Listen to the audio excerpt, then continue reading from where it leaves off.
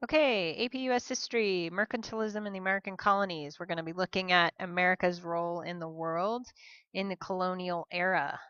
So here we go. So let's talk about the empire. We're specifically talking about England at this point. And during the 17th century in the colonies, um, they were becoming part of a global world and a global society. They were engaging in trade, and goods and people were moving all over the Atlantic, and that's part of that triangle trade that you would see and hear about. There was increased economic stability and wealth both in the colonies and in the empire as a whole. And English leaders wanted to rein that in and tighten control of that wealth, and they adopted a policy called mercantilism. And this is the view that nations were competing for a finite amount of wealth. Each nation or mother country, meaning Britain, France, Spain, Portugal, were attempting to be totally self sufficient, and they were engaged in competition with one another. And the colonies play an important role in that philosophy. That includes engaging in things like slavery. There was a lack of economic diversification, particularly here in the Americas, and a reliance on cash crops and plantations, but that could also be found in Central and Latin America as well. And it caused growing colonial resentment of the mother country and the controls that the mother country, in this case Great Britain, was imposing on the colonies. So, what were some of the continuities or things that unifying trends or things that stayed the same throughout the colonies? Well, one of the things that unified the colonies was a common form of English. You couldn't find a common form of English in other parts of the British Empire. Not even in England itself, on the Isles of Britain, can you find English dialects that are the same. Also, here in the colonies, you had common enemies that were bound the colonists together, such as Native Americans, the French, and the English.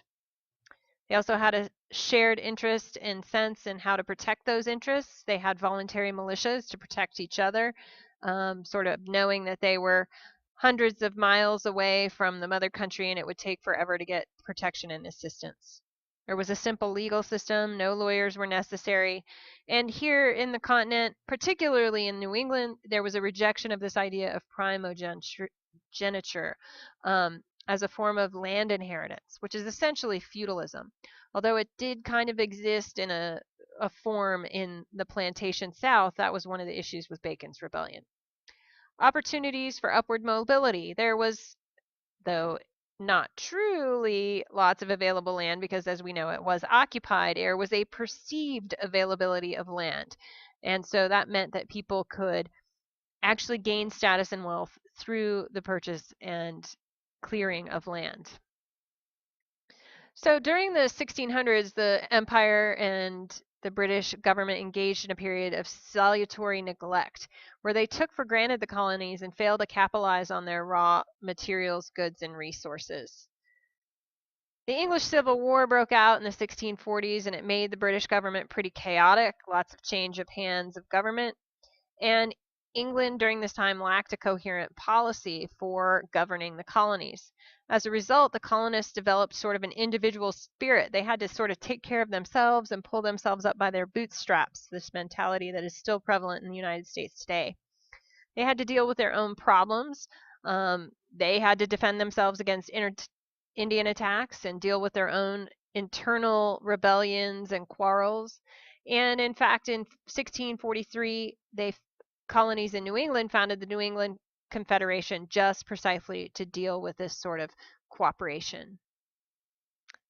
Mercantilism. Well, as a result of this, the colony or the empire starts to sort of wake up and realize, hey, wait, we're not paying attention and there's a lot of wealth to be gained. So they start to rein in the colonies and sort of crack down on their policies of mercantilism. They were trying to keep trade and influence within the British Empire. So Parliament passes the Navigation Acts. This banned foreign ships from going into colonial ports and oversaw all aspects of colonial trade. It also kept taxes on trade with England low while banning trade with other rival nations. Due to this policy of salutary neglect, initially they didn't have much effect. So they passed these acts, but then kind of ignored them and didn't enforce them. So here's the idea.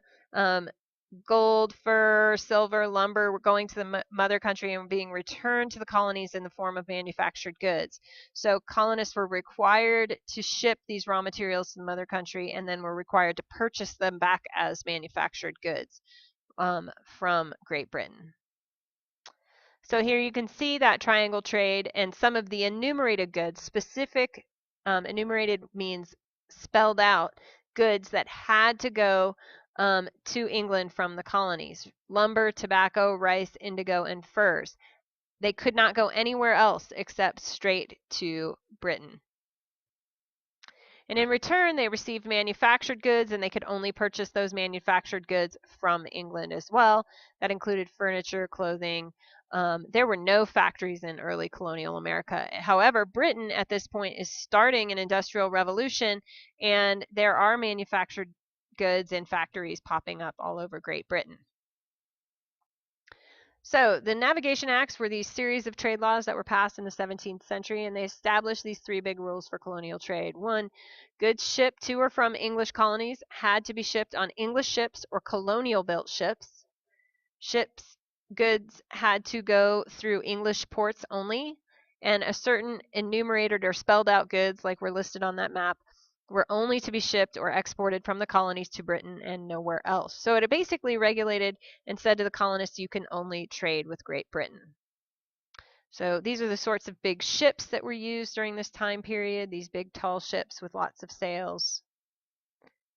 So do these seem like unreasonable controls? And how do you think the British colonists felt about such trade practices? So the effects, there were several positive effects. It strengthened New England's shipbuilding industry. So shipbuilding was huge in particularly the New England ports.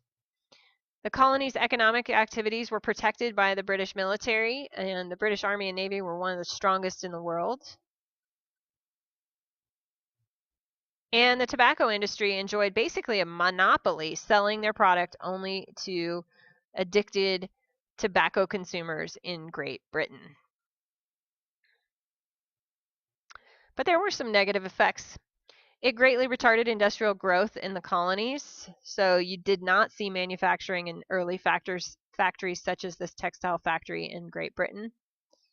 Agricultural goods were forced to abide by prices set by English consumers, so they were pretty low. And here you have an advertisement for Virginia tobacco that you could purchase in an England shop.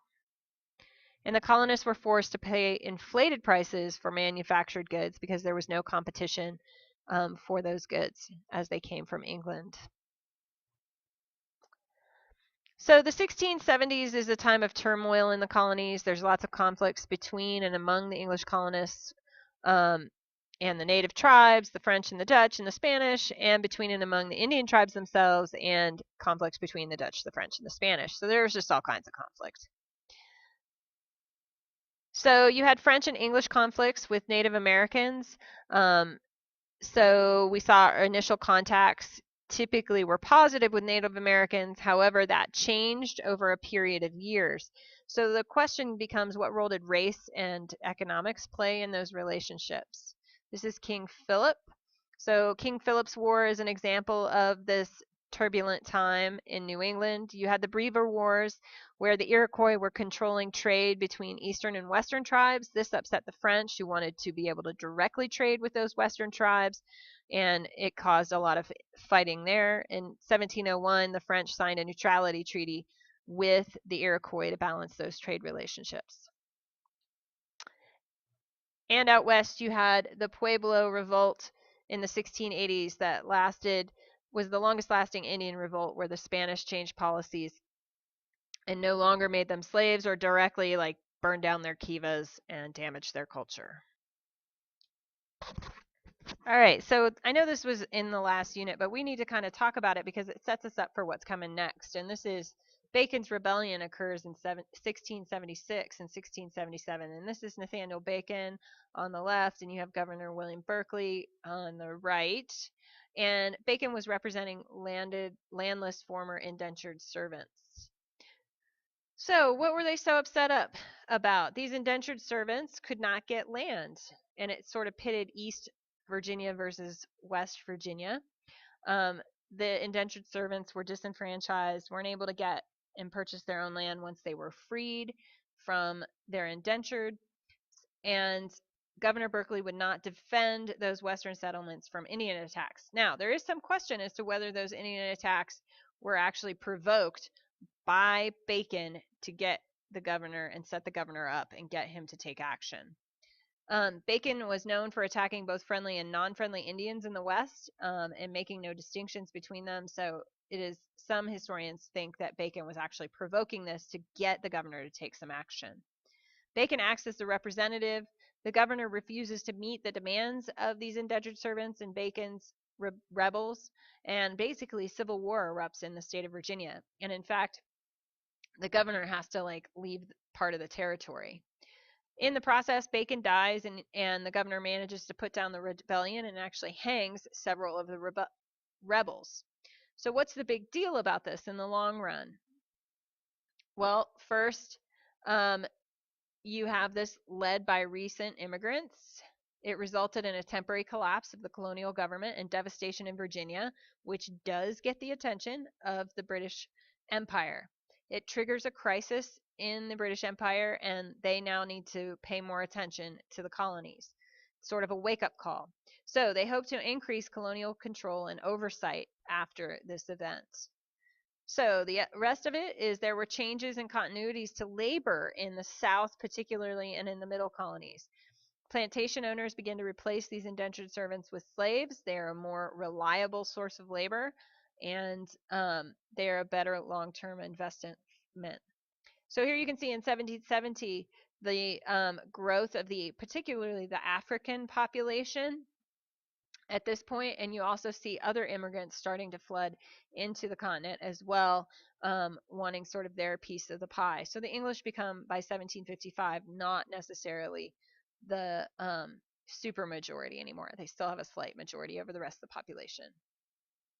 And in the South, you can see a major dependence and growth of slavery. Here's the slave population in 1820. So again, we're looking at continuities and changes over time and the long-term impacts of Bacon's rebellion. There's a lot of other stuff that happens between 1676 and 1820 that causes this to happen. But here you can see 1 dot equals 200 slaves. By 1860, the South is just totally dependent on slavery and slave labor.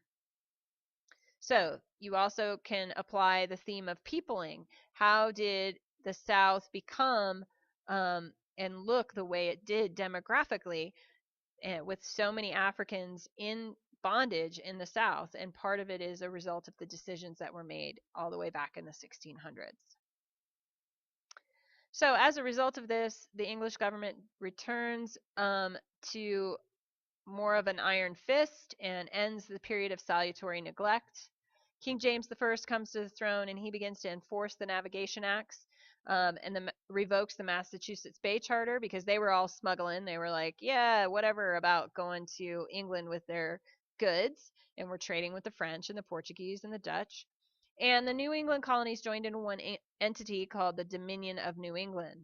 All the representative assemblies there were dissolved, and the new government created new taxes. So this gets into that no taxation without representation. When you have no representation in an assembly, then when the government taxes you, you get a little upset. Again, foreshadowing of the revolution. The Dominion was a disaster and actually died with James II's ending of his reign. The colonies returned to their original state in 1688. The Glorious Revolution comes along and results in big changes. A reorganization of the Puritan colonies demanded religious toleration from Protestants, a shift in religious requirements for voting, and increases the royal authority. Also, the navigation laws are rewritten to expand the number of goods that have to be imported, and then in 1733, the Molasses Act is passed to heavily tax sugar coming from the French West Indies. So again, the Britain loosens control and then reins it all back in again, all foreshadowing the revolution.